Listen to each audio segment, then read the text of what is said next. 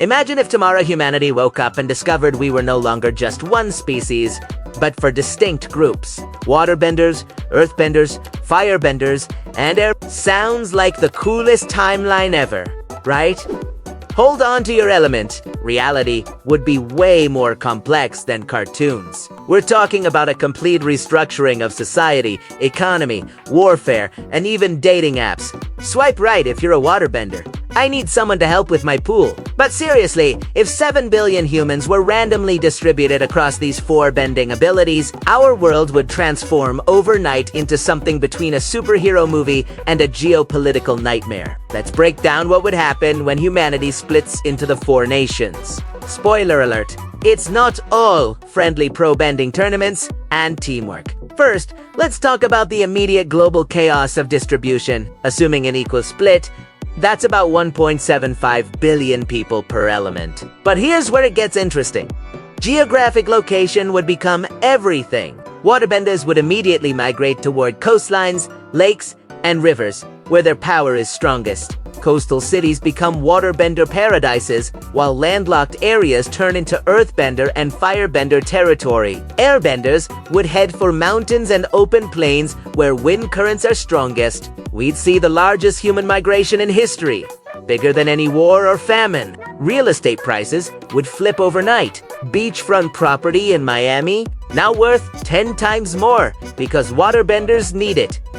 Desert land in Arizona, suddenly prime real estate for firebenders who can handle the heat and don't need much water. The entire global economy would reorganize around elemental advantages, and wars would break out over resource-rich territories. The job market would be absolutely revolutionized, and not everyone would be happy about it. Waterbenders would dominate fishing, maritime shipping, firefighting, and water treatment. They'd solve water scarcity in days, but also create monopolies. That would make today's tech giants look like lemonade stands. Earthbenders would control construction, mining, agriculture, and infrastructure. They could build a highway in a week or extract rare minerals without expensive machinery. Firebenders would run power generation, metallurgy, manufacturing, and anything requiring heat or energy. They're basically walking power plants and industrial furnaces. Airbenders would revolutionize transportation, weather prediction, and renewable energy through wind power.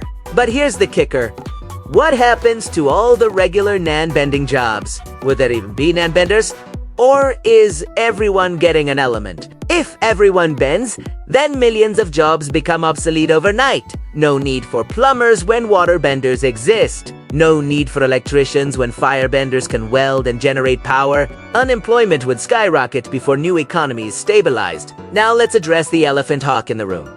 Warfare would become absolutely terrifying. Military strategy would completely revolve around elemental composition. Navies would be entirely waterbender crews who could sink enemy ships without firing a shot, create tsunamis, or freeze entire harbors. Ground forces would be earthbender heavy, creating instant fortifications, collapsing enemy tunnels, and reshaping battlefields. Air forces would obviously be airbenders who wouldn't even need planes, just flying around, creating tornadoes, and suffocating enemies. Firebenders would be the artillery and shock troops, raining destruction and generating. The Geneva Conventions would need about 17,000 new amendments.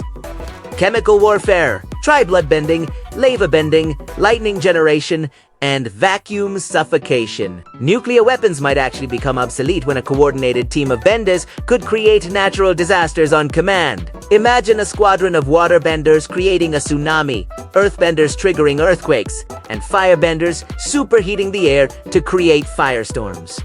World War III would last about 6 hours. Before everyone remembers that mutually assured destruction still applies, society and culture would fragment in fascinating and troubling ways. We'd absolutely see discrimination and prejudice based on bending ability.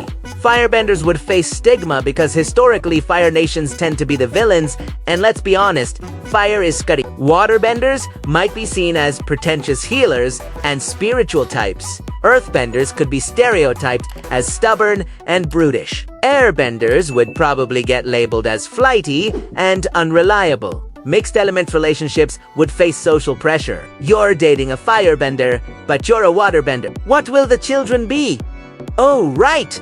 Genetics would be wild. Would bending be hereditary? Recessive?